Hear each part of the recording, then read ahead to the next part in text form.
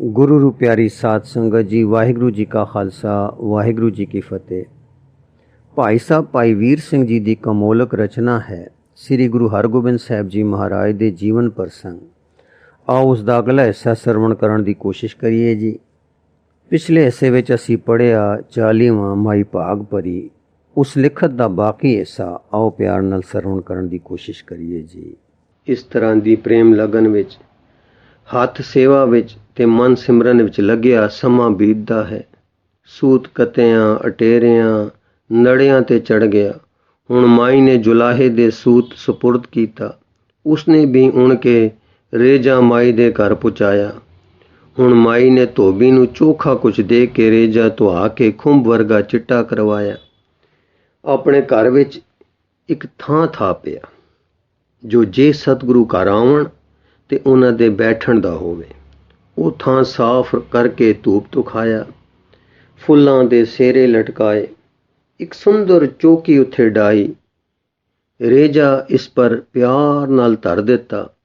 ਰੋਜ਼ ਇੱਥੇ ਸਫਾਈ ਕਰੇ, ਰੋਜ਼ ਧੂਪ ਤੁਖਾਵੇ, ਰੋਜ਼ ਚੰਦਨ ਘਸ ਕੇ ਚੜਾਵੇ, ਰੋਜ਼ ਸੇਰੇ ਬਣਾ ਕੇ ਧਰੇ, ਰੋਜ਼ ਇਸ ਕਾਰ ਤੋਂ ਵੇਲੀ ਹੋ ਬੈਠ ਜਾਵੇ ਤੇ ਧਿਆਨ ਕਰੇ ਕਿ ਮਹਾਰਾਜ ਚੌਕੀ ਪਰ ਬਿਰਾਜੇ, ਜਗਮਗ ਜੋਤ ਬਿਰਾਜ ਰਹੇ ਹਨ।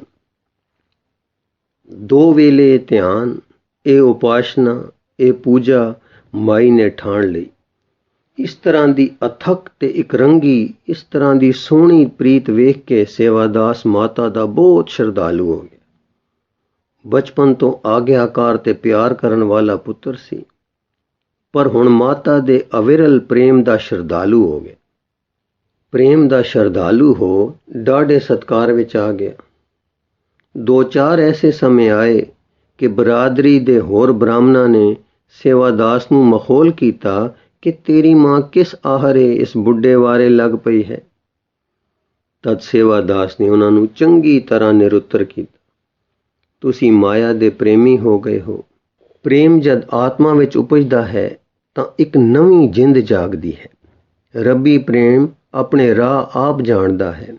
ये गुरु जी दी मर्जी है आवन के ना, पर जो आराधना करन वाला सच्चे प्रेम विच उन्हां नूं याद कर रहा है, वो संसार दे सारे मोह नूं अनजाने जित रहा है।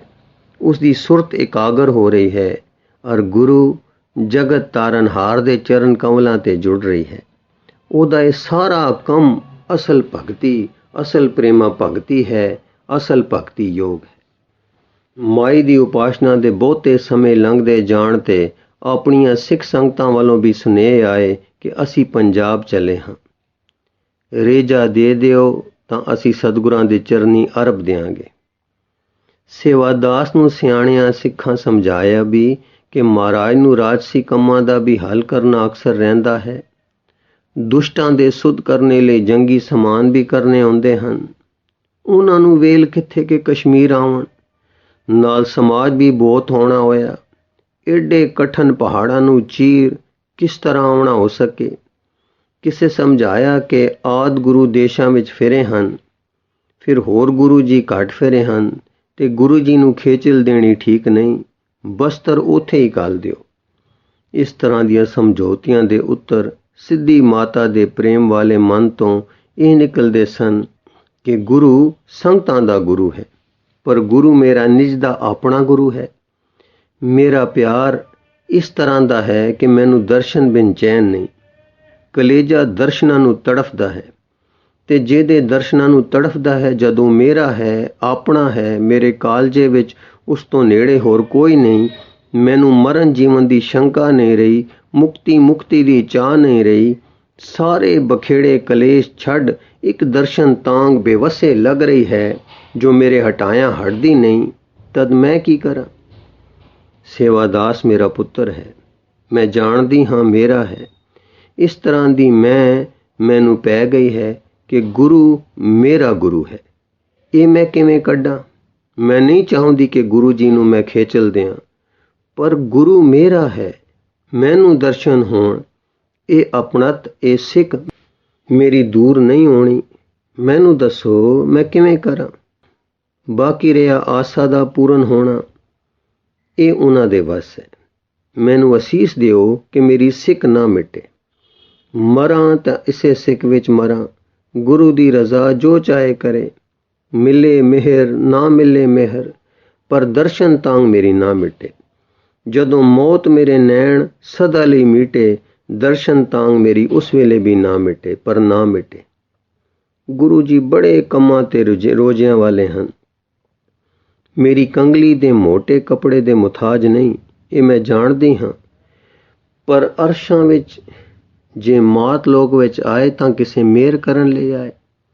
ਮਿਹਰ ਉਹਨਾਂ ਦਾ ਬਿਰਦ ਹੈ, ਉਹ ਅਸਰ ਇੱਥੇ ਵੀ ਲਿਆ ਸਕਦੀ ਹੈ।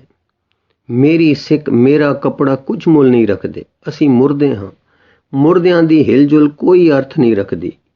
ਉਹ ਜਿਉਂਦਾ ਹੈ, ਜੀਦਾਨ ਦਾਤਾ ਹੈ, ਉਹ ਮੇਰਾਂ ਦਾ ਸਾਈਂ ਹੈ, ਸਰਬ ਸਮਰੱਥ ਹੈ, ਜੋ ਚਾਹੋ ਕਰ ਸਕਦਾ ਹੈ। ਉਹ ਆਪਣਤਾਂ ਦਾ ਮਹਿਰਮ ਹੈ, ਉਹ ਪਲ ਕੇ ਨਿਹਾਲ ਕਰਨ ਹਾਰਾ ਹੈ। ਹੋਣਾ ਹੈ ਸੋ ਹੋਵੇ, ਪਰ ਮੈਨੂੰ ਮਤਾਂ ਨਾ ਦਿਓ।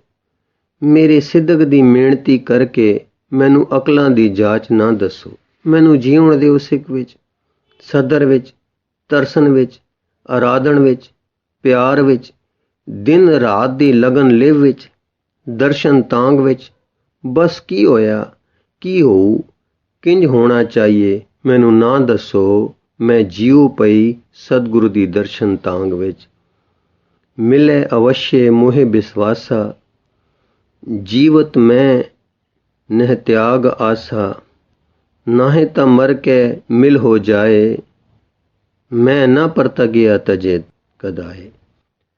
ਸ੍ਰੀ ਅੰਮ੍ਰਿਤਸਰ ਵਿੱਚ ਗੁਰੂ ਕੇ ਬਾਜ਼ਾਰ ਦੇ ਪਿਛਲੇ ਪਾਸੇ ਇੱਕ ਸਥਾਨ ਗੁਰੂ ਕੇ ਮਹਿਲ ਕਰਕੇ ਅਜੇ ਤੱਕ ਹੈ। ਇੱਥੇ ਗੁਰੂ ਰਾਮਦਾਸ ਜੀ, ਗੁਰੂ ਅਰਜਨ ਦੇਵ ਜੀ, ਗੁਰੂ ਹਰਗੋਬਿੰਦ ਜੀ ਰਿਹਾ ਕਰਦੇ ਸਨ। ਕਦੇ ਬੜਾ ਸੁੰਦਰ ਤੇ ਰਮਣੀਕ ਤੇ ਵੱਡਾ ਘੇਰੇਦਾਰ ਥਾਂ ਸੀ।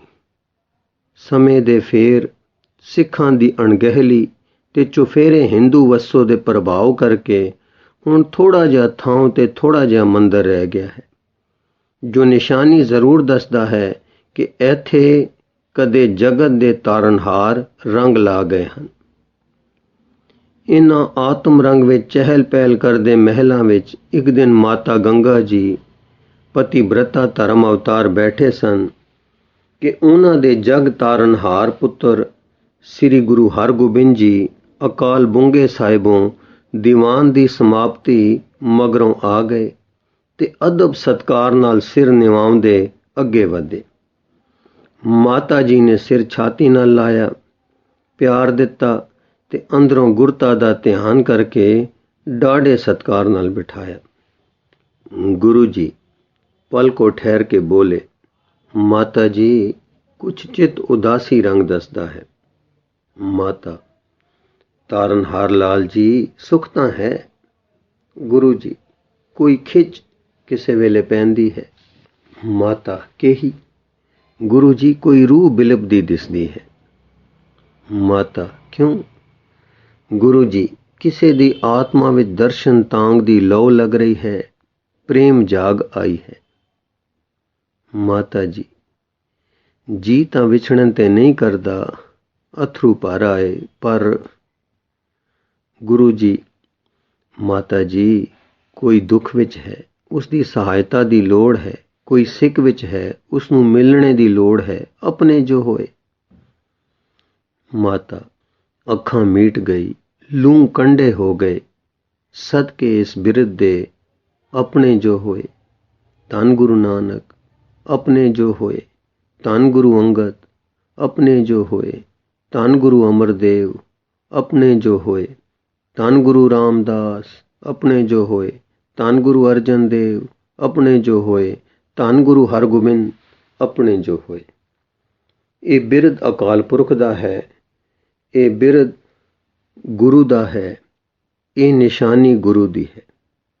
ਫਿਰ ਅੱਖਾਂ 'ਚੋਂ ਅਥਰੂ ਗਿਰੇ ਤੇ ਫਿਰ ਕਿਸੇ ਰੱਬੀ ਆਵਾਜ਼ ਵਿੱਚ, ਧੰਨ ਮੇਰਾ ਵਾਹਿਗੁਰੂ ਅਰਸ਼ਾਂ ਕੁਰਸ਼ਾਂ ਦਾ ਮਾਲਕ, ਧੰਨ ਮੇਰਾ ਸੋਹਣਾ ਵਾਹਿਗੁਰੂ ਘਟ ਘਟ ਦਾ ਵਾਸੀ, ਧੰਨ ਮੇਰਾ ਮਿੱਠਾ ਵਾਹਿਗੁਰੂ ਜੀ ਜੀ ਦਾ ਪ੍ਰੇਮੀ, ਧੰਨ ਮੇਰਾ ਵਾਹਿਗੁਰੂ ਪਿਆਰਾ ਵਾਹਿਗੁਰੂ ਸਭ ਦਾ ਆਪਣਾ, ਧੰਨ ਮੇਰਾ ਮਿਹਰਾਂ ਦਾ ਮਾਲਕ ਵਾਹਿਗੁਰੂ, ਤੂੰ ਸਾਡਾ ਅਸੀਂ ਤੇਰੇ ਮੇਰੇ ਵਿੱਚ ਓਪਰਾਪਨ ਨਹੀਂ। हे ਪਿਆਰੇ ਵਾਹਿਗੁਰੂ, ਮੇਰੇ ਤੇਰੇ ਵਿੱਚ ਓਪਰਾਪਨ ਨਹੀਂ, ਤੂੰ ਅਪਣਾ ਲੈ, ਓਪਰਾਪਨ ਨਾ ਰਹੇ। हे ਮੇਰੇ ਆਪਣੇ ਵਾਹਿਗੁਰੂ, ਅਸੀਂ ਤੇਰੇ ਆਪਣੇ ਜੋ ਹੋਏ ਤੇ ਤੇਰੇ ਗੁਰੂ ਬਿਰਧ ਤੋਂ ਸਦਕੇ ਤੇਰੇ ਜੋ ਹੋਏ। ਵਾਹਿਗੁਰੂ ਦਾ ਆਪਣਾ ਬਿਰਧ, ਸ਼ੁਕਰ ਸ਼ੁਕਰ ਸ਼ੁਕਰ। ਮਾਤਾ ਜੀ ਇਸ ਇਲਾਹੀ ਰੰਗ ਵਿੱਚ ਚਲੇ ਗਏ। ਉਸ ਪਿਆਰਾਂ ਵਾਲੇ, ਆਪਣਤਾਂ ਵਾਲੇ ਗੁਰੂ ਦਾ ਉਹ ਪਿਆਰ ਦੁਈ ਦੁਜੈਗੀ ਤੋਂ ਖਾਲੀ ਡਾਢੇ ਮੋਹ ਦਾ ਭਰਿਆ ਵਾਕ ਆਪਣੇ ਜੋ ਹੋਏ ਮਾਤਾ ਜੀ ਨੂੰ ਇਸ ਸਿਫਤ ਸਲਾਹ ਦੇ ਰੰਗ ਵਿੱਚ ਚਾੜ ਗਿਆ ਤੇ ਨਾਲ ਗੁਰੂ ਜੀ ਆਪ ਉਸੇ ਰੰਗ ਵਿੱਚ ਝੂਮ ਰਹੇ ਹਨ। ਸਾਈਂ ਮਾਲਕ ਵਾਹਿਗੁਰੂ ਦੀ ਆਪਣਤ ਤੇ ਮਿਹਰ ਦਾ ਮੀਂਹ ਵਸ ਰਿਹਾ ਹੈ। ਕਿੰਨਾ ਚਿਰ ਇਸ ਸ਼ੁਕਰ ਤੇ ਪ੍ਰੇਮ ਦੀ ਰਸ ਭਰੀ ਲਹਿਰ ਵਿੱਚ ਲੰਘ ਗਿਆ। ਫਿਰ ਗੁਰੂ ਜੀ ਬੋਲੇ, ਪਰਦੇਸ ਜਾਣਾ ਹੈ। ਮਾਤਾ ਗਦ ਕੰਠ ਤੋਂ, हे ਜਗਤ ਗੁਰੂ ਜੀ ਜਾਓ, हे ਤਾਰਨਹਾਰ ਜੀ ਜਾਓ, हे ਮੇਰਾਂ ਦੇ ਸਾਈਂ ਜੀ ਜਾਓ, हे ਬਿਰਧਪਾਲ ਜੀ ਜਾਓ, ਪਰ हे ਪੁੱਤਰ ਜੀ, हे ਲਾਲ ਜੀ, हे ਮਾਂ ਦੀਆਂ ਅੱਖਾਂ ਦੇ ਚਾਨਣ ਜੀ, ਇੰਨੀ ਛੇਤੀ ਮੁੜਨਾ ਕਿ ਮਾਂ ਦੀਆਂ ਆਂਦਰਾਂ ਚੱਲ ਲੈਣ। ਗੁਰੂ ਜੀ ਸਿਰ ਨਿਵਾੜਾ ਕੇ, ਮਾਤਾ ਜੀ ਜਿਵੇਂ ਆ ਗਿਆ, ਪਰ ਪੈਂਡਾ ਦੂਰ ਹੈ, ਕਸ਼ਮੀਰ ਜਾਣਾ ਹੈ ਪਿੰਬਰ ਵਾਲੇ ਰਸਤੇ, ਪਰ ਮੁੜਨਾ ਪਰਲੇ ਰਸਤੇ ਪਹਾੜਾਂ ਥਾਣੀ ਹੈ। ਗੁਰੂ ਬਾਬੇ ਦੇ ਪੰਜੇ ਸਾਹਿਬ ਕੋਲ ਦੀ ਜਾ ਨਿਕਲਣਾ ਹੈ। ਸਮਾਂ ਤਾਂ ਲੱਗ ਸੀ, ਜੀਵਾਂ ਦਾ ਉਧਾਰ। ਮਾਤਾ ਛੇਤੀ ਨਾਲ, ਲਾਲ ਜੀ ਉਸ ਜਾਗਦੀ ਜੋਤ ਅਕਾਲ ਪੁਰਖ ਦੀ ਸੇਵਾ ਵਿੱਚ ਤੁਹਾਡੇ ਰਸਤੇ ਵਿੱਚ ਮੇਰਾ ਪਿਆਰ ਕਦੇ ਅਟਕਾ ਨਾ ਪਾਵੇ। ਜਿਸ ਦੇ ਤੇਜ ਅੱਗੇ ਸੂਰਜਾਂ ਦੇ ਝੁੰਡ ਕੰਬਦੇ ਹਨ, ਜਿਸ ਦੇ ਪ੍ਰਤਾਪ ਤੇ ਜਲਾਲ ਅੱਗੇ ਜਗਤ ਸਿਰ ਨਿਹੋੜਾਉਂਦਾ ਹੈ, ਮੇਰੀ ਨਿੱਕੀ ਮਰਜ਼ੀ ਉਸ ਮਹਾਂ ਤੇਜ ਦੀ ਰਜ਼ਾ ਵਿੱਚ ਸਦਾ ਇਕਸੁਰ ਰਹੇ। ਇਨਸਾਨੀ ਸਮਝ ਦੇ ਖਿਆਲ ਤੋਂ ਮਾਂ ਨੂੰ ਇਨਸਾਨੀ ਦਿਲ ਵਾਲੀ ਜਾਣ ਕੇ ਇਨਸਾਨੀ ਮੂੰਹ ਦੇ ਵਲਵਲੇ ਨੂੰ ਵੀ ਚੇਤੇ ਰੱਖਣਾ ਤੇ ਇੰਨਾ ਚਿਰ ਨਾ ਲਾਉਣਾ ਕਿ ਮੈਂ ਵਿਲਪ ਜਾਵਾਂ। ਗੁਰੂ ਜੀ ਸਤ ਬਚਨ ਮਾਤਾ ਜੀ, ਉਹਨਾਂ ਸਮਾਂ ਲਾਸਾਂ ਵਾਹਿਗੁਰੂ ਜੀ ਦੀ ਰਜ਼ਾ ਵਿੱਚ ਜੋ ਉਹਨਾਂ ਦੇ ਰੱਬੀ ਕੰਮ ਲਈ ਪ੍ਰੇਰਨ ਹੋਇਆ। ਇਉਂ ਕਹਿੰਦੇ ਸਿਰ ਨਿਵਾਉਂਦੇ ਮਾਤਾ ਦੇ ਗਲੇ ਲੱਗਦੇ ਪਿਆਰ ਅਸੀਸਾਂ ਲੈਂਦੇ ਵਿਦਾ ਹੋਏ।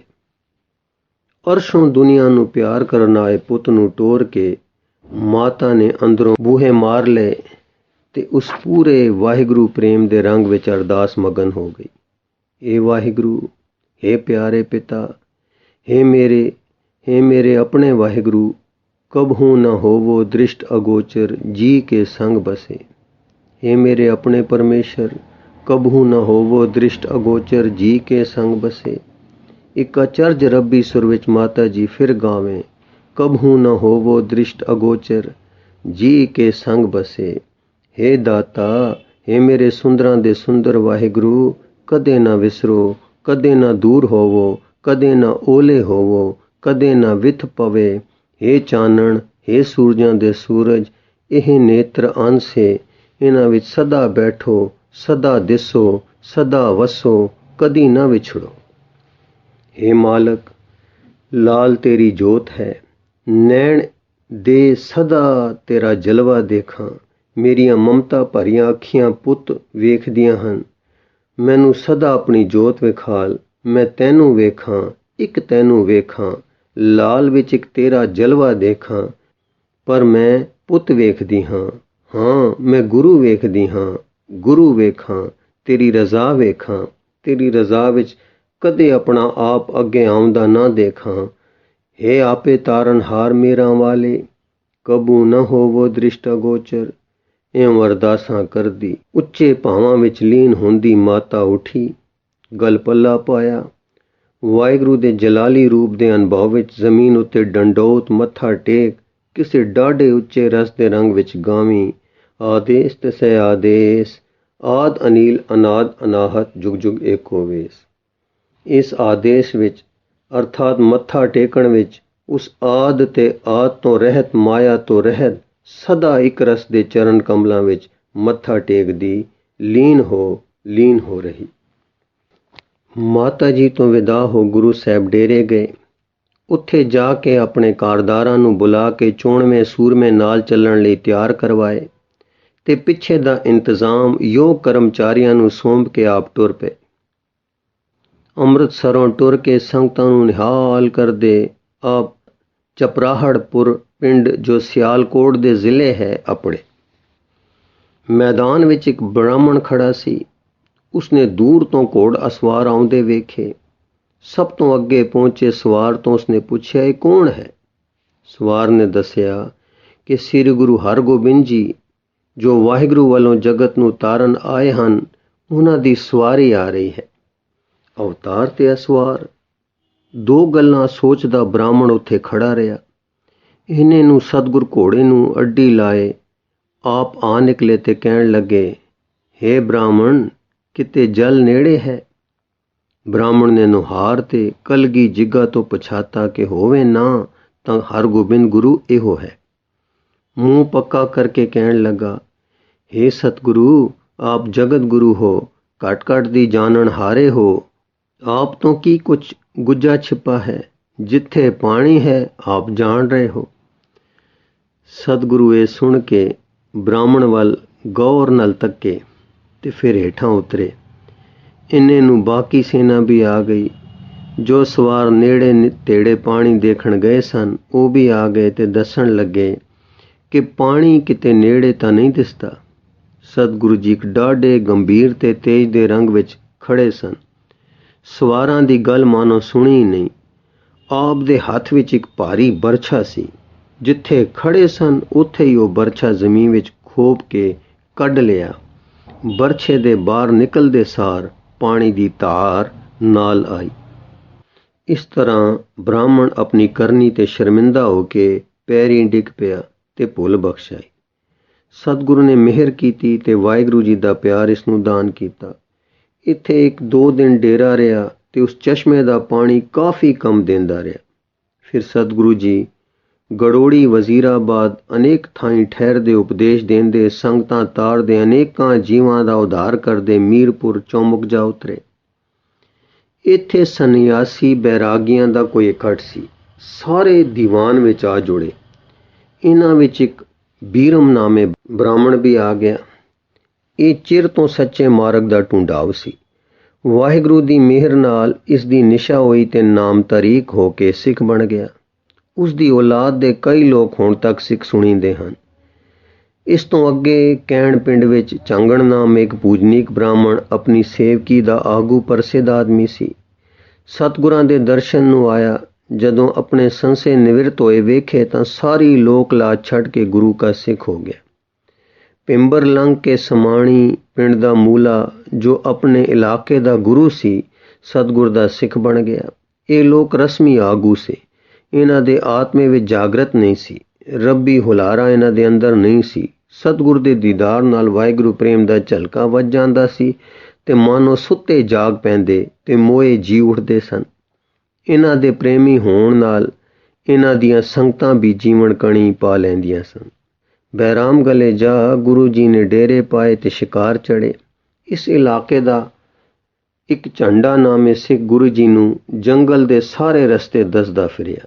ਇੱਕ ਥਾਂ ਜਾ ਕੇ ਸਤਿਗੁਰਾਂ ਨੇ ਕਿਹਾ, ਝੰਡਾ ਇੱਥੇ ਠਹਿਰ ਜਾ, ਅਸੀਂ ਮੁੜ ਕੇ ਆਵਾਂਗੇ ਤਾਂ ਸਾਡੇ ਨਾਲ ਚੱਲੀ। ਸਤਿਗੁਰੂ ਜੀ ਅੱਗੋਂ ਹੋ ਕੇ ਕਿਸੇ ਹੋਰ ਰਸਤੇ ਡੇਰੇ ਅਪੜ ਗਏ। 30 ਦਿਨ ਫਿਰ ਸਤਿਗੁਰੂ ਸੈਰ ਸ਼ਿਕਾਰ ਕਰਦੇ ਉਸੇ ਰਾਹ ਨਿਕਲੇ ਤਾਂ ਝੰਡਾ ਉਸੇ ਟਿਕਾਣੇ ਸਤਿਗੁਰੂ ਦੀ ਉਡੀਕ ਵਿੱਚ ਰਸਤਾ ਵੇਖ ਰਿਹਾ ਸੀ। ਸਤਿਗੁਰੂ ਜੀ ਨੇ ਨੇੜੇ ਆ ਕੇ ਝੰਡੇ ਨੂੰ ਗੱਲ ਲਾਇਆ। ਭਾਈ ਝੰਡਾ, ਭਾਈ ਝੰਡਾ ਆਖ ਕੇ 3 ਵਾਰ ਕਿਹਾ, ਨਿਹਾਲ ਨਿਹਾਲ ਨਿਹਾਲ। ਇਹ ਸਿੱਖ ਏਡਾ ਉੱਚਾ ਹੋਇਆ ਕਿ ਉਸ ਇਲਾਕੇ ਦੀ ਸਿੱਖੀ ਦੀ ਮੰਜੀ ਇਸ ਨੂੰ ਬਖਸ਼ੀ। ਇਸ ਤਰ੍ਹਾਂ ਜਗ੍ਹਾ ਜਗ੍ਹਾ ਠਹਿਰਦੇ, ਸੰਗਤਾਂ ਤਾਰਦੇ, ਵਾਹਿਗੁਰੂ ਤੋਂ ਵਿਛੜੀਆਂ ਰੂਹਾਂ ਨੂੰ ਮਿਲਾਪ ਕਰਾਉਂਦੇ, ਨਵੀਆਂ ਜਿੰਦਕਣੀਆਂ ਪਾ ਰੂਹਾਨੀ ਆਤਮ ਜੀਵਨ ਦਾਨ ਕਰਦੇ, ਅਖੀਰ ਡੇਰੇ ਕੱਟੂ ਸ਼ਾਹ ਫਕੀਰ ਦੇ ਘਰ ਜਾ ਪਏ। ਇਹ ਜਨਮ ਦਾ ਮੁਸਲਮਾਨ ਸੀ। ਫਕੀਰੀ ਦੀ ਸ਼ੌਕ ਵਿੱਚ ਦੁਨੀਆ ਫਿਰਦਾ ਕਦੇ ਅੰਮ੍ਰਿਤਸਰ ਅਪੜਿਆ ਸੀ। ਉੱਥੇ ਇਸ ਦੀ ਨਿਸ਼ਾ ਹੋਈ ਸੀ। ਰਿੱਧੀਆਂ ਸਿੱਧੀਆਂ ਨਾਟਕ ਚੇਟਕ ਤਾਂ ਬਥੇਰਾ ਜਾਣਦਾ ਸੀ, ਪਰ ਅੰਤਰ ਆਤਮੇ ਠੰਡ ਨਹੀਂ ਸੀ, ਅੰਦਰਲਾ ਠੌਰ ਨਹੀਂ ਬੰਦਾ ਸੀ। ਸਤਿਗੁਰਾਂ ਦੀ ਮਿਹਰ ਨਾਲ ਇਸ ਨੂੰ ਸ਼ਾਂਤੀ ਆਈ, ਵਾਹਿਗੁਰੂ ਚਰਨਾਂ ਦਾ ਪ੍ਰੇਮ ਪ੍ਰਾਪਤ ਹੋਇਆ, ਸਿੱਖੀ ਧਾਰਨ ਕੀਤੀ ਤੇ ਇਸ ਟਿਕਾਣੇ ਆ ਡੇਰੇ ਲਾਏ ਸਨ। ਰਹਿਤ ਕੁਛ ਮਸਤਾਨਾ ਜਿਹੀ ਸੀ, ਪਰ ਇਹ ਹਾਲਤ ਨਾਮ ਰਸ ਵਿੱਚ ਨਿਰੰਤਰ ਡੁੱਬੇ ਰਹਿਣ ਕਰਕੇ ਸੀ। ਸਤਿਗੁਰੂ ਜੀ ਇਸ ਪ੍ਰੇਮੀ ਦੇ ਡੇਰੇ ਆਪ ਆ ਉਤਰੇ। ਕੱਟੂ ਸ਼ਾਹ ਦੇ ਆਦਰ ਤੇ ਸਤਿਕਾਰ ਦਾ ਕੋਈ ਅੰਤ ਨਹੀਂ ਸੀ, ਜਿਸ ਨੂੰ ਆਪਣੇ ਦਾਤਾ ਜੀ ਇਸ ਤਰ੍ਹਾਂ ਘਰ ਆ ਕੇ ਮਿਲੇ। ਸੋ ਸਤਿਗੁਰੂ ਜੀ ਥੋੜਾ ਚਿਰ ਠਹਿਰ ਕੇ ਸ਼੍ਰੀਨਗਰ ਕਸ਼ਮੀਰ ਦੀ ਰਾਜਧਾਨੀ ਵੱਲ ਟੁਰ ਪਏ। ਉਧਰ ਮਾਈ ਆਪਣੇ ਘਰ ਆਪਣੇ ਆਹਰੇ ਉਸੇ ਤਰ੍ਹਾਂ ਲੱਗੀ ਰਹੀ। ਇੱਕ ਦਿਨ ਸਵੇਰ ਸਾਰ ਉੱਠੀ ਤਾਂ ਬੜੀ ਘਬਰਾਈ ਹੋਈ ਸੀ। ਪੁੱਤ ਨੇ ਆ ਕੇ ਮੱਥਾ ਟੇਕਿਆ ਤੇ ਆਖਿਆ, ਮਾਤਾ ਜੀ ਅੱਜ ਬੜੇ ਉਦਾਸ ਹੋ। ਮਾਤਾ, ਬੱਚਾ, ਅੱਜ ਮੈਂ ਇੱਕ ਸੁਪਨਾ ਡਿੱਠਾ ਹੈ ਤੇ ਸੁਪਨੇ ਵਿੱਚ ਇੱਕ ਯਤਨ ਕਰਦੀ ਰਹੀ ਹਾਂ, ਜਿਸ ਕਰਕੇ ਥੱਕ ਗਈ ਹਾਂ। ਉਹ ਥਕਾਨ ਮੇਰੇ ਜਾਗ ਪੈਣ ਤੇ ਵੀ ਮੇਰੇ ਸਰੀਰ ਵਿੱਚ ਹੈ। ਇਸ ਤੋਂ ਭੈ ਜਿਹਾ ਲੱਗਦਾ ਹੈ ਕਿ ਸੁਪਨਾ ਕੋਈ ਸੱਚੀ ਨਿਸ਼ਾਨੀ ਨਾ ਦਿੰਦਾ ਹੋਵੇ। ਸੇਵਾਦਾਸ, ਮਾਂ ਜੀ, ਉਹ ਸੁਪਨਾ ਕੀ ਸੀ? ਮਾਤਾ, ਉਹ ਇਉਂ ਸੀ ਕਿ ਜਾਂ ਮੈਂ ਸੌਂ ਗਈ ਤਾਂ ਮੈਨੂੰ ਭਾਸਿਆ ਕਿ ਕੋਈ ਤੱਤੀ ਹਵਾ ਚੱਲ ਪਈ ਹੈ ਤੇ ਮੈਨੂੰ ਨੀਂਦ ਨਹੀਂ ਪੈਣ ਦਿੰਦੀ, ਤੇ ਉਂਝ ਮੈਂ ਸੁੱਤੀ ਪਈ ਸਾਂ। ਫਿਰ ਹਨੇਰਾ ਹੋ ਗਿਆ, ਫਿਰ ਇੱਕ ਲਾਲ ਗੂੜਾ ਚਾਨਣਾ ਆਇਆ। ਇਹਨੇ ਵਿੱਚ ਇੱਕ ਸੂਰਤ ਮੈਂ ਵੇਖੀ। ਇਸ ਦੀ ਕੁਛ ਅਚਰਜ ਜਿਹੀ ਨੁਹਾਰ ਸੀ। ਮੈਥੋਂ ਕੁਛ ਵਿੱਥ ਉੱਤੇ ਤੇ ਕੁਛ ਆਦਰ ਵਾਲੇ ਨੈਣਾਂ ਨਾਲ ਤੱਕ ਕੇ ਖੜੋ ਗਿਆ ਤੇ ਆਖਣ ਲੱਗਾ, ਜੈ ਹੋ ਮਾਈ, ਤੇਰੀ ਔਦ ਪੁੱਗ ਗਈ ਹੈ, ਤਿਆਰੀ ਕਰੋ। ਮੈਂ ਕਿਹਾ, ਮੇਰੀ ਤਿਆਰੀ ਸਦਾ ਹੈ, ਮੈਂ ਗੁਰੂ ਹਜ਼ੂਰ ਹਾਜ਼ਰ ਹਾਂ। ਸਿਮਰਨ, ਸਦਾ ਦਾ ਸਿਮਰਨ, ਹਰ ਘੜੀ ਦੀ ਤਿਆਰੀ ਹੈ। ਜੋ ਛਿਨ ਛਿਨ ਨਾ ਵਿਸਾਰੇ, ਉਹ ਛਿਨ ਛਿਨ ਵਿੱਚ ਤਿਆਰ ਰਹਿੰਦਾ ਹੈ। ਮੇਰੀ ਤਿਆਰੀ ਹੋਈ ਹਵਾਈ ਹੈ। ਉਹ ਕਹਿਣ ਲੱਗਾ, ਹਾਂ, ਪਰ ਨਹੀਂ, ਤੂੰ ਅਜੇ ਤਿਆਰ ਨਹੀਂ, ਉਡੀਕਾਂ ਵਿੱਚ ਹੈ ਤੇ ਸਮਾਂ ਹੋਰ ਠਹਿਰਨ ਦੀ ਆਗਿਆ ਨਹੀਂ ਦਿੰਦਾ। ਪਤਾ ਨਹੀਂ ਪੁੱਤ, ਮੈਨੂੰ 70-72 ਤੋਂ ਅੱਗੇ ਮੌਤੋਂ ਵੀ ਲੰਘ ਚੁੱਕੀ ਨੂੰ ਅਕਲ ਕਿੱਥੋਂ ਫੁਰ ਪਈ, ਪਰ ਅੰਦਰੋਂ ਹੀ ਸੁਪਨੇ ਦੀ ਗਾਫਲੀ ਵਿੱਚ ਫੁਰ ਪਿਆ। ਮੈਂ ਤਾਂ ਸਮੇਂ ਦੇ ਮਾਲਕ ਕਾਲ ਦੇ ਰਾਜ ਅਕਾਲ ਦੀ ਸ਼ਰਨ ਹਾਂ। ਮੇਰੇ ਪਰ ਸਮੇਂ ਦਾ ਹੁਕਮ ਕਿਵੇਂ ਹੈ? ਸੋ ਮੈਂ ਉੱਤਰ ਦਿੱਤਾ, ਮੈਂ ਉਸ ਦੀ ਉਡੀਕ ਵਿੱਚ ਹਾਂ ਜੋ ਕਾਲ ਤੋਂ ਰਹਿਤ ਸਰਬ ਕਾਲ ਦੇ ਉੱਤੇ ਹੁਕਮ ਰੱਖਦਾ ਹੈ। ਜੇ ਉਸ ਦਾ ਇਹ ਹੁਕਮ ਹੈ ਤਾਂ ਮੇਰੇ ਸਿਰ ਮੱਥੇ ਤੇ ਹੈ, ਤੇ ਜੇ ਇਹ ਉਸ ਦਾ ਹੁਕਮ ਨਹੀਂ ਤਾਂ ਮੇਰੀ ਉਡੀਕ ਇੱਕ ਡੋਰ ਹੈ ਜੋ ਸਮੇਂ ਦੇ ਮੁੱਕ ਜਾਣ ਤੇ ਵੀ ਮੇਰੀ ਜ਼ਿੰਦੜੀ ਨੂੰ ਲਈ ਜਾਏਗੀ। ਉਸਨੇ ਆਖਿਆ, ਮੈਂ ਸੁਨੇਹਾ ਦੇ ਦਿੱਤਾ ਹੈ। ਇਹ ਸੁਨੇਹਾ ਕਾਲ ਦੇ ਲੇਖਾ ਰੱਖਣ ਵਾਲੇ ਦਾ ਹੈ। ਕਾਲ ਦਾ ਇਹ ਗੁਪਤ ਲੇਖਾ ਹੈ ਜੋ ਹੁਣ ਤੇਰੇ ਲਈ ਮੁੱਕਦਾ ਹੈ। ਮੈਂ ਕਿਹਾ, ਫਿਰ ਮੈਂ ਤਾਂ ਅਜੇ ਤਿਆਰ ਨਹੀਂ, ਮੇਰੇ ਵੱਸ ਨਹੀਂ। ਮੈਂ ਤਾਂ ਕਿਸੇ ਲਿਵ ਵਿੱਚ ਬੱਝੀ ਪਈ ਹਾਂ।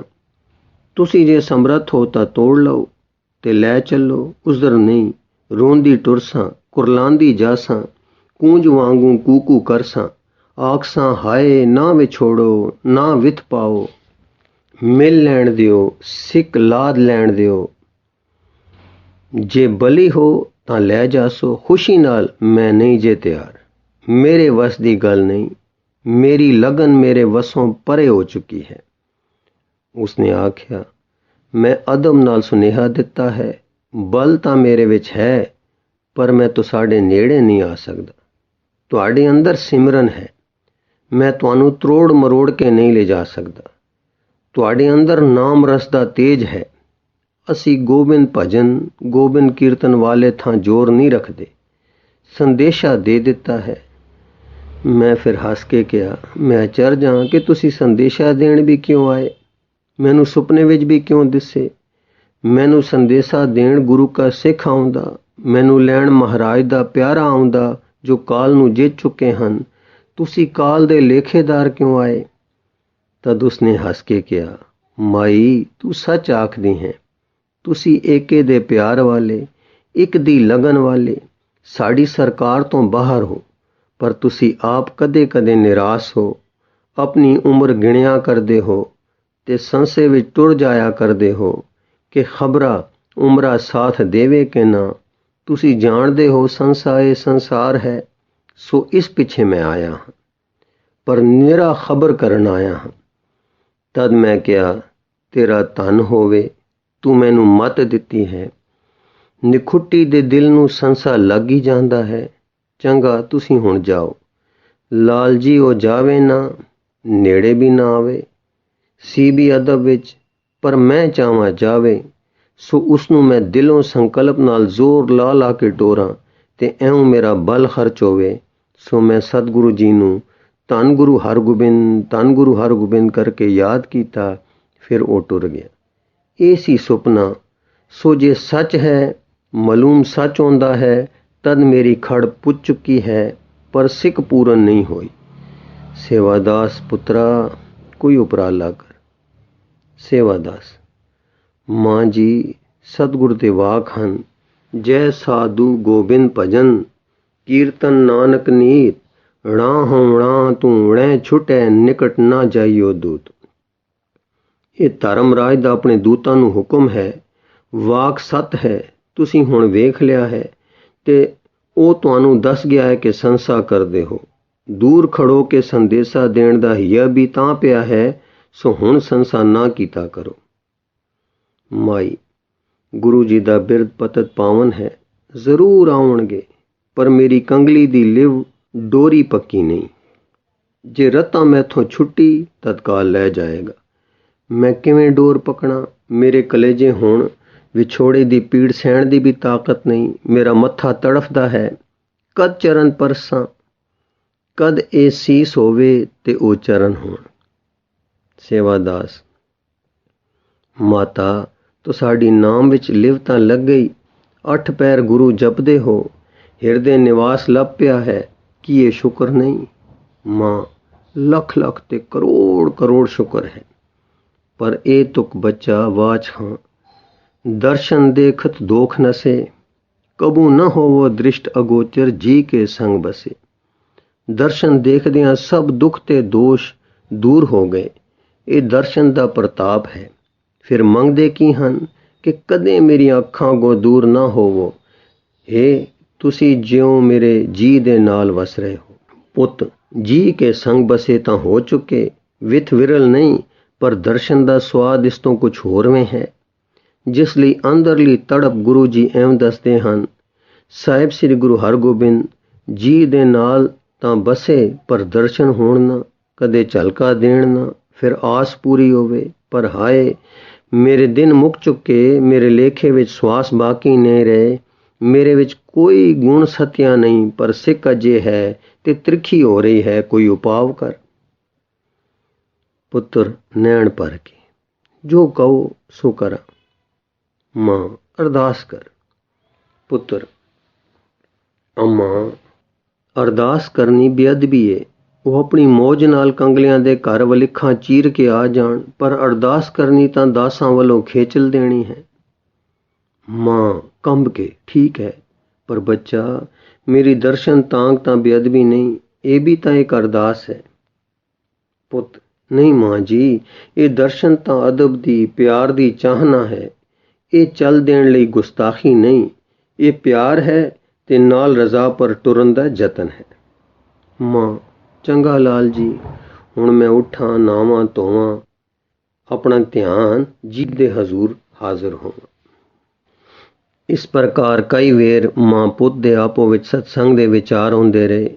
ਮਾਈ ਦੀ ਉਹ ਲਗਨ, ਉਹ ਅਰਾਧਨਾ ਤੇ ਉਹ ਪਿਆਰ ਵਿੱਚ ਜੋ ਸੰਸਾ ਕਦੇ ਪੈਂਦਾ ਸੀ, ਉਹ ਨਿਕਲ ਗਿਆ ਤੇ ਖਿੱਚ ਦੂਣੀ ਕਰ ਗਿਆ। ਦਰਸ਼ਨ ਤਾਂਗ ਦੀ ਤਾਰ ਖਿਚੀਂਦੀ ਗਈ। ਮੈਂ ਮਰ ਜਾਸਾਂ, ਮਾਲੂਮ ਹੋਵੇ ਨਹੀਂ, ਚਰਨ ਪਰਸੇ ਬਿਨਾ ਨਹੀਂ।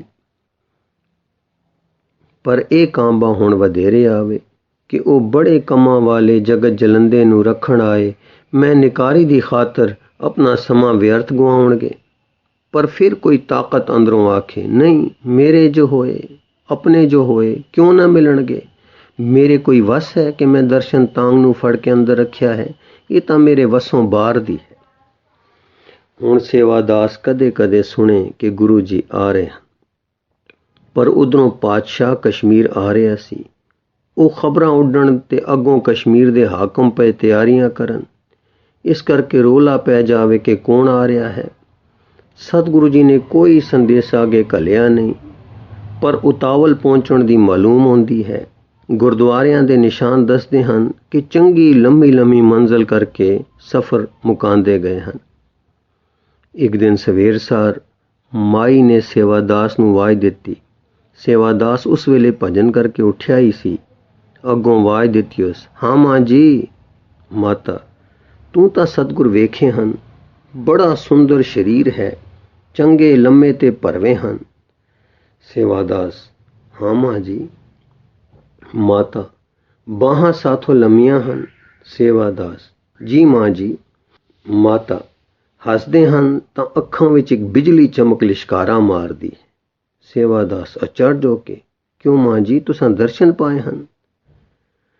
ਮਾਤਾ, ਬੱਚਾ, ਮੈਂ ਇੱਕ ਚਾਵਲਾ ਡਿੱਠਾ ਹੈ ਕਿ ਇੱਕ ਗੱਦੀ ਪਰ ਬੈਠੇ ਹਨ, ਕੋਈ ਸ਼ਹਿਦ ਲਿਆਇਆ ਹੈ ਤੇ ਅੱਗੇ ਰੱਖੀ ਹੈ, ਤੇ ਉਹ ਸਿੱਖ ਹੈ ਨਾ ਬ੍ਰਹਮ ਗਿਆਨੀ ਅਲਮਸਤ, ਜਿਹਨੂੰ ਕੱਟੂ ਸ਼ਾਹ ਆਖਦੇ ਹਨ। ਉਹ ਬੈਠਾ ਹੈ ਤੇ ਆਪ ਆਖਦੇ ਹਨ, ਜੇ ਸ਼ਹਿਦ ਮੈਂ ਖਾਣੀ ਹੈ ਤਾਂ ਕੱਟੂ ਸ਼ਹਿਦ ਦੇ ਮੂੰਹ ਪਾਓ। ਨਾਮ ਰਸੀਏ ਦੀ ਰਸਨਾ ਮੇਰੀ ਰਸਨਾ ਹੈ। ਤੇ ਅੱਗੋਂ ਕੱਟੂ ਸ਼ਾਹ ਸ਼ਹਿਦ ਖਾ ਕੇ ਚਮਕ ਉੱਠਿਆ ਤੇ ਕਹਿੰਦਾ ਹੈ, ਧੰਨ ਹਰਗੋਬਿੰਦ, ਧੰਨ ਗੁਰੂ ਹਰਗੋਬਿੰਦ, ਧੰਨ ਗਰੀਬ ਨਿਵਾਜ, ਧੰਨ ਦਾਸ ਨਿਵਾਜ, ਧੰਨ ਪਤਿਤਾਂ ਦਾ ਪਿਆਰਨਹਾਰ, ਧੰਨ ਨੀਚਾਂ ਦਾ ਸਾਥੀ, ਧੰਨ ਨਿਮਾਣਿਆਂ ਦਾ ਬੇਲੀ। ਤੇ ਫਿਰ ਮੈਂ ਡਿੱਠਾ ਕਿ ਉਹ ਸ਼ਹਿਦ ਸਤਿਗੁਰਾਂ ਨੇ ਸੰਗਤ ਨੂੰ ਵਰਤਾਈ ਤੇ ਵੇਖੋ ਉਸ ਦਾ ਸਵਾਦ ਉਹਨਾਂ ਨੂੰ ਆ ਰਿਹਾ ਸੀ। ਇਉਂ ਦਾ ਇੱਕ ਚਾਵਲਾ ਲੰਘਿਆ ਹੈ। ਕਿਉਂ ਪੁੱਤ, ਇਹ ਸੂਰਤ ਗੁਰੂ ਜੀ ਦੀ ਹੈ। ਸੇਵਾਦਾਸ ਸੁਣਦਾ ਕਿਸੇ ਸਵਾਦ ਵਿੱਚ ਮਗਨ ਹੋ ਰਿਹਾ ਸੀ, ਬੋਲ ਨਹੀਂ ਸਕਦਾ ਸੀ। ਉਸ ਦੇ ਨੈਣਾਂ ਅੱਗੇ ਉਹ ਰੱਬੀ ਜਲਾਲ ਵਾਲੀ ਮੂਰਤ ਫਿਰ ਰਹੀ ਸੀ ਤੇ ਪਿਆਰ ਦੀ ਚਰਨਾਹਟ ਨਾਲ ਥਰਰ ਕਾਲਜੇ ਵਿੱਚ ਹੁੰਦੀ ਸੀ। ਉਹ ਸੁਣ ਰਿਹਾ ਸੀ। ਉਧਰ ਉਸ ਦੇ ਅੰਦਰ ਮੂਰਤ ਅੰਕਿਤ ਹੋ ਰਹੀ ਸੀ। ਉਸ ਨੂੰ ਘੋੜੇ ਚੜੇ ਦਿਸਣ ਲੱਗ ਪਏ ਤੇ ਐਉਂ ਪਾਸੇ ਕੇ ਆ ਰਹੇ ਹਨ। ਉਧਰ ਮਾਂ ਪੁੱਛਦੀ ਚੁੱਪ ਹੋ ਗਈ। ਸੁਪਨਾ ਫਿਰ ਅੱਖਾਂ ਅੱਗੇ ਆ ਗਿਆ। ਉਹ ਸੂਰਤ ਫਿਰ ਦਿਸ ਪਈ ਤੇ ਆਪਣੇ ਵਿੱਚ ਖਿੱਚ ਲੈ ਗਈ। ਮਾਈ ਦੇ ਬਾਹਰੋਂ ਮੀਟੇ ਹੋਏ ਨੈਣ ਅੰਦਰੋਂ ਖੁੱਲ੍ਹ ਕੇ ਉਸ ਦੇ ਦਰਸ਼ਨ ਵਿੱਚ ਮਸਤ ਹੋ ਗਏ, ਜਿਵੇਂ ਸੂਰਜ ਦੀ ਤਾਬ ਰੱਖਣ ਵਾਲੇ ਨੈਣ ਸੂਰਜ ਤੇ ਟਿਕ ਜਾਣ। ਸੇਵਾਦਾਸ ਦਾ ਮਨ ਗੁਰੂ ਜੀ ਦੀ ਸਫ਼ਰ ਵਿੱਚ ਤੋਰ ਵੇਖ ਰਿਹਾ ਹੈ ਕਿ ਆ ਰਹੇ ਹਨ। ਮਾਂ ਉਹਨਾਂ ਦੇ ਟਿੱਕੇ ਜਲਾਲ ਦੇ ਦਰਸ਼ਨ ਵਿੱਚ ਆਪਾਂ ਭੁੱਲ ਬੈਠੀ ਹੈ ਕਿ ਕਾਠੀ ਦਰਵਾਜ਼ੇ ਵੱਲੋਂ ਖਟਕਾਰ ਹੋਣ ਲੱਗ ਪਿਆ। ਟਾਪਾਂ ਦੀ ਆਵਾਜ਼ ਆਈ, ਪਰ ਦੋਹਾਂ ਦੇ ਕੰਨ ਸੁਣ ਨਹੀਂ ਰਹੇ। ਦੋਹਾਂ ਦੇ ਨੈਣ ਬੰਦ ਹੋਏ, ਧਿਆਨ ਮਗਨ ਦਰਸ਼ਨ ਦਾ ਆਨੰਦ ਲੈ ਰਹੇ ਹਨ ਕਿ ਬੂਹੇ ਦੇ ਬਾਹਰ ਹੁਣ ਤਾਂ ਐਨ ਘਰ ਦੇ ਅੱਗੇ ਬੇਚੈਨ ਘੋੜੇ ਦੀਆਂ ਟਾਪਾਂ ਟਪ ਸੁਣਾਈ ਦੇਣ। ਸੇਵਾਦਾਸ ਨੇ ਧਿਆਨ ਵਿੱਚ ਖੜੇ ਤੱਕੇ, ਘਬਰਾ ਕੇ ਨੈਣ ਖੁੱਲ ਗਏ। ਕੰਨਾਂ ਨੇ ਹੁਣ ਟਾਪਾਂ ਦੀ ਟਪ ਸੁਣੀ। ਕਾਹਲੀ ਨਾਲ ਉੱਠਿਆ, ਚੁੰਧਿਆਈਆਂ ਅੱਖਾਂ ਨਾਲ ਮਿਕਨਾਤੀਸੀ ਪੱਥਰ ਦੀ ਖਿੱਚ ਵਾਂਗ ਖਿਚੀਂਦੇ ਜਾ ਬੂਹਾ ਖੋਲਿਆ। ਸੱਚਮੁੱਚ ਮੀਰੀ ਪੀਰੀ ਦੇ ਮਾਲਕ ਦਰ ਤੇ ਖੜੇ ਹਨ। ਹੱਥ ਵਿੱਚ ਭਾਰੀ ਬਰਛਾ, ਮੱਥੇ ਤੇ ਰੱਬੀ ਜਲਾਲ, ਨੈਣਾਂ ਵਿੱਚ ਇਲਾਹੀ ਤੇਜ, ਪਿਆਰ ਦਾ ਮੀਂਹ ਵਸਾਉਂਦੇ ਘੋੜੇ ਤੇ ਬੈਠੇ ਹਨ ਤੇ ਘੋੜਾ ਕਾਲਾ ਹੋ ਰਿਹਾ ਹੈ। ਖੁਰ ਚੁੱਕਦਾ ਹੈ, ਖੁਰ ਰੱਖਦਾ ਹੈ, ਪਰ ਸੇਵਾਦਾਸ ਉਸੇ ਲਗਨ ਵਿੱਚ ਜਾ ਰਕਾਬ ਤੇ ਸਿਰ ਧਰਦਾ ਹੈ, ਚਰਨ ਪਰਸਦਾ ਹੈ। ਪਸ਼ੂ ਘੋੜਾ ਵੀ ਸ਼ਾਂਤ ਹੋ ਖੜੋ ਜਾਂਦਾ ਹੈ। ਕੋਈ ਅਗੰਮੀ ਲਹਿਰ ਸੇਵਾਦਾਸ ਦੇ ਪਿਆਰ ਦੀ ਉਸ ਨੂੰ ਵੀ ਅਡੋਲ ਕਰ ਦਿੰਦੀ ਹੈ।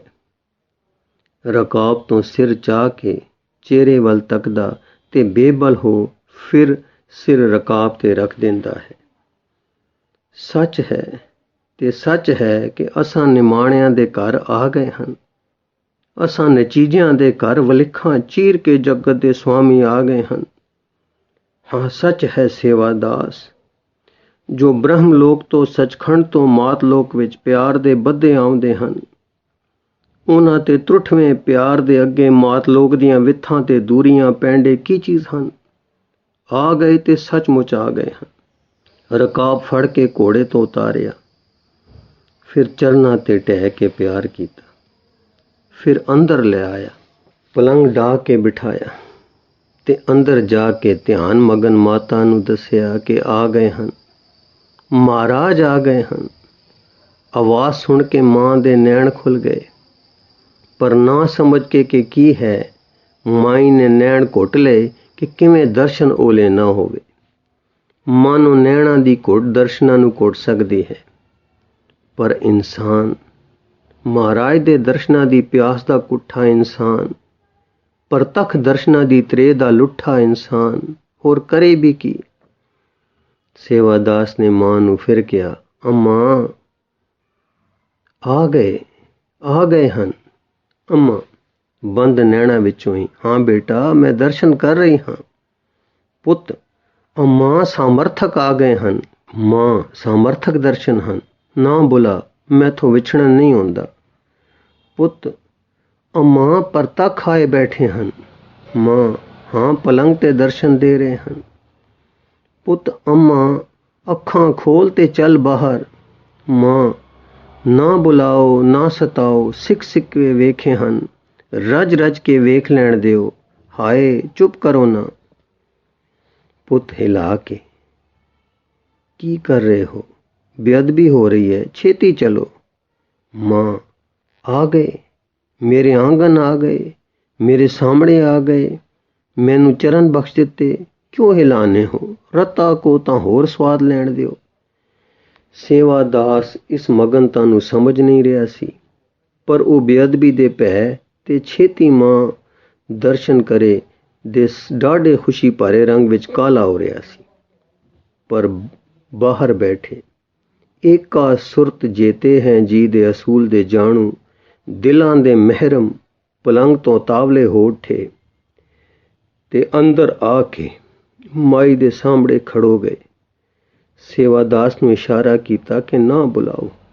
ਧਿਆਨੀ ਧਿਆਨ ਮਗਨ ਅਡੋਲ ਸਮਾਧੀ ਵਿੱਚ ਹੈ। ਧਿਆਨਿਸ਼ਟ ਜੀ ਪ੍ਰਤੱਖ ਸਾਮਰਥਕ ਸਾਹਮਣੇ ਖੜੇ ਹਨ। ਖੜੇ ਖੜੇ ਨੈਣ ਬੰਦ ਕਰ ਧਿਆਨ ਦੇ ਦੇਸ਼ ਮਾਈ ਦੇ ਧਿਆਨਿਸ਼ਟ ਰੂਪ ਵਿੱਚ ਬੋਲੇ, ਤੱਕੋ ਤਾਂ ਸਹੀ।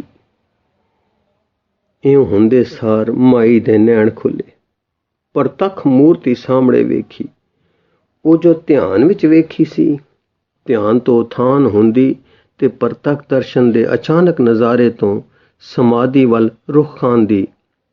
ਸੁਰਤ ਕਿਸ ਅਚਰਜ ਰਸ ਵਿੱਚ ਆ ਚਰਨਾਂ ਤੇ ਟਹਿ ਪਈ। ਸਤਿਗੁਰੂ ਜੀ ਬੈਠ ਗਏ, ਬਿਰਧ ਦਾ ਸਿਰ ਗੋਦ ਵਿੱਚ ਲੈ ਲਿਆ, ਸਿਰ ਤੇ ਰੱਬੀ ਹੱਥ ਪਿਆਰ ਕਰਨ ਲੱਗਾ। ਮਾਈ ਦੀ ਸੁਰਤ ਨਿਆਣੇ ਬੱਚੇ ਵਾਂਗੂ ਗੋਦ ਪਈ। ਕੁਝ ਪ੍ਰਤੱਖ, ਕੁਝ ਧਿਆਨ ਦੇ ਮਿਸ਼ਰਤ ਰੰਗ ਵਿੱਚ ਰਸਲੀਨ ਹੋ ਰਸ ਅਨੁਭਵਤਾ ਦੇ ਹਾਲ ਵਿੱਚ ਆਉਂਦੀ ਹੈ। ਕਿੰਨੇ ਹੀ ਚਿਰ ਮਗਰੋਂ ਸਿਰ ਚਾ ਚੱਕਦੀ ਹੈ ਤੇ ਦਰਸ਼ਨ ਪਾਉਂਦੀ ਹੈ। ਜਲਾਲ ਵੇਖ ਕੇ ਫਿਰ ਸਿਰ ਸੱਟ ਕੇ ਸਿਰ ਤੇ ਫਿਰਦੇ ਹੱਥ ਦਾ ਪਿਆਰ ਰਸ ਮਾਣਦੀ ਹੈ। ਫਿਰ ਸਿਰ ਚੁੱਕਦੀ ਹੈ, ਫਿਰ ਸਿਰ ਰੱਖਦੀ ਹੈ। ਕਿੰਨੇ ਚਿਰ ਮਗਰੋਂ ਸਾਰੀ ਸੁਰਤ ਪਰਤਾ ਖਾਂਦੀ ਹੈ ਤੇ ਠੰਡਾ ਸਾਹ ਲੈ ਕੇ ਆਖਦੀ ਹੈ, ਆ ਗਏ ਨਿਮਾਣਿਆਂ ਦੇ ਮਾਣ। ਫਿਰ ਚਰਨ ਲੱਭਦੀ ਤੇ ਘੁੱਟ ਕੇ ਲਿਪਟ ਜਾਂਦੀ ਹੈ, ਆਖਦੀ ਹੈ, ਕਬਹੂ ਨਾ ਹੋਵੋ ਦ੍ਰਿਸ਼ਟ ਅਗੋਚਰ, ਜੀ ਕੇ ਸੰਗ ਬਸੇ। ਕੁਝ ਚਿਰ ਮਗਰੋਂ ਸਿਰ ਚਾ ਕੇ ਵੇਖਦੀ ਹੈ, ਦਰਸ਼ਨ ਦੇਖਤ ਦੋਖ ਨਸੇ, ਕਬਹੂ ਨਾ ਹੋਵੋ ਦ੍ਰਿਸ਼ਟ ਅਗੋਚਰ, ਜੀ ਕੇ ਸੰਗ ਬਸੇ। ਮਾਈ ਦਾ ਉਸ ਬੁੱਢੇ ਦੀ ਅਵਸਥਾ ਦਾ ਥਰਥਰਾਂਦਾ ਗਲਾ ਜਿਸ ਵੇਲੇ ਕਬੂ ਨਾ ਹੋਵੋ ਦ੍ਰਿਸ਼ਟ ਅਗੋਚਰ ਦੀ ਪਿਆਰੀ ਆਵਾਜ਼ ਕੱਢਦਾ ਹੈ ਤਾਂ ਨੈਣ ਜਲ ਨਾਲ ਭਰ ਆਉਂਦੇ ਹਨ। ਇਨਸਾਨ ਦੇ ਅੰਦਰ, ਮਨੁੱਖ ਦੇ ਅੰਦਰ ਜੋ ਵਾਹਿਗੁਰੂ ਦਰਸ਼ਨਾਂ ਦੀ ਕੁਦਰਤੀ ਸਿੱਖ ਹੈ, ਉਸ ਨੂੰ ਸਮਝਣ ਵਾਲੇ ਸਮਝ ਸਕਦੇ ਹਨ ਕਿ ਮਾਈ ਦੇ ਅੰਦਰ ਕੀ ਬੀਤ ਰਹੀ ਹੈ, ਕਿਸ ਤਰ੍ਹਾਂ ਦੀ ਖੁਸ਼ੀ ਹੈ, ਕਿਸ ਤਰ੍ਹਾਂ ਦਾ ਸ਼ੁਕਰ ਹੈ, ਕਿਸ ਤਰ੍ਹਾਂ ਦੀ ਅਰਦਾਸ ਹੈ। ਕਬੂ ਨਾ ਹੋਵੋ ਦ੍ਰਿਸ਼ਟ ਅਗੋਚਰ, ਜੀ ਕੇ ਸੰਗ ਬਸੇ। ਚਿਰਕਾਲ ਮਾਈ ਨੇ ਭਗਤੀ ਪ੍ਰੇਮ ਵਾਲੇ ਸ਼ਾਂਤ ਰਸ ਦਾ ਆਨੰਦ ਲਿਆ। ਮਗਨ ਹੋ ਹੋਸ਼ਾਂ ਵਿੱਚ ਆਈ ਤੇ ਬੋਲੀ, हों वारी हों सद बलिहारी, हों सद के कोली सद वारी। अज ओ माला जो रेजे ते लटकांदी सी, अपने कंबदे पर प्यार भरे हाथां नाल गुरु जी दे गले पाई। उस चौकी पर जिस पर रेजा रखदी सी, परतख गुरु जी नूं बिठा के रेजा चरना ते रखिया, चंदर उपर छिड़काया। इस पूजा हालत विच भगत वछल जी बोले, माई कपड़े मैले हो रहे हैं, अपने रेजे दे कपड़े पहना जो पहनण मैं आया हाँ।